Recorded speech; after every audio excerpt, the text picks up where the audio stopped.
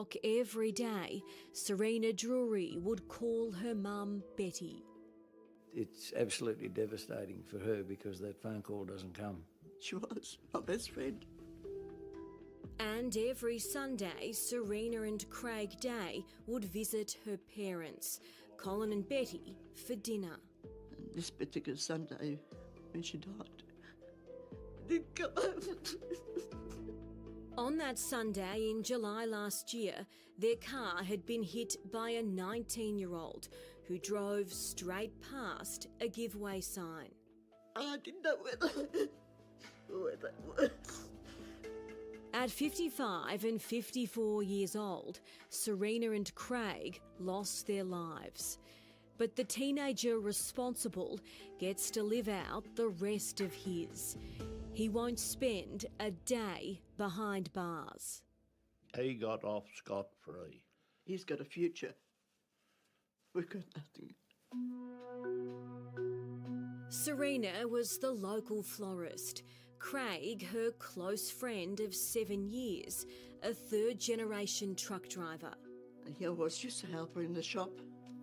They both lived in Toggenwall on the Victorian-New South Wales border. Craig was a country boy through and through. He'd been driving trucks since he was 21, a hard worker who loved his dog, his home and Serena. They lent on one another a bit. Serena was known around town as the Flower Lady, but to Kevin McCumsty, I've always called her Reenie. And losing Reenie was like losing a daughter. Doesn't matter, if you're feeling a bit down, you go and see Reenie and you'll be soon cheered up. An old family friend of the Drury's, Kevin's been by their side since the crash. Colin and Betty are both in their 80s and they're lost. Kevin lives just a kilometre down the road from the intersection. You have to drive past that intersection every day. Yeah. Shit, we miss her.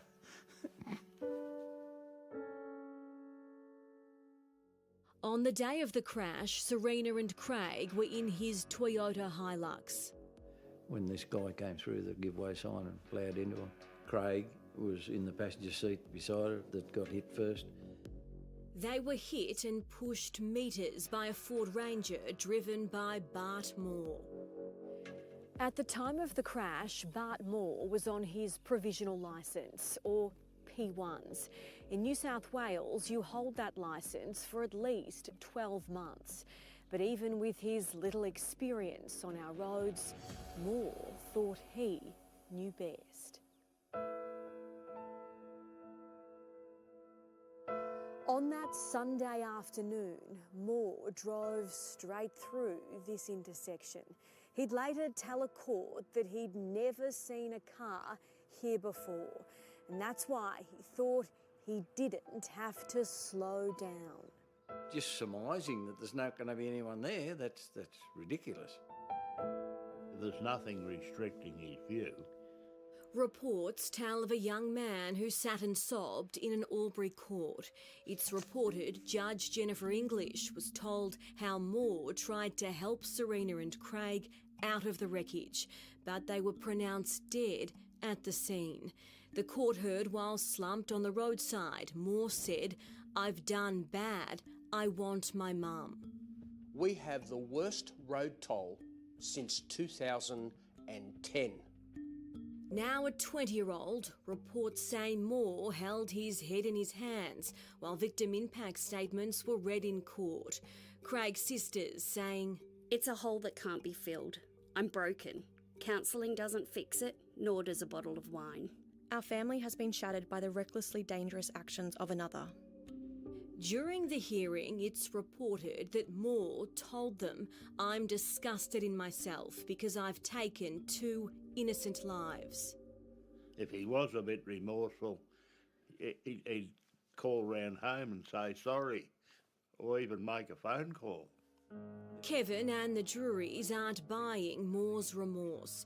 Not after they say he smiled in court upon hearing his 3-year jail sentence would be spent supervised in the community. His guilty plea gave him a 25% discount. So, for causing the deaths of 2 people, Moore must receive psychological treatment, abstain from illicit substances, and not drive for 3 years. He should have been locked up in jail. There's no question in my mind that that should have been a custodial sentence. Victims advocate Howard Brown. We have to protect the community from people like Moore. On that Sunday in July last year, reports say it wasn't the first time Moore recklessly drove at a give-way sign. He'd been booked previously for disobeying a give-way sign. He had been booked previously for exceeding the speed limit. Clearly, this young man is impulsive. If we were to take him into custody, we can tailor programs around his needs. In sentencing, Judge English said custodial sentences could have significant damaging consequences on vulnerable young offenders. In Howard's eyes, Moore's an adult. By the time he was sentenced, he was actually 20 years of age. The families want to appeal. While they wait, it's just photos left to remind them of the love they've lost. I want people to see who was killed here and to remember it, and for God's sake, slow down.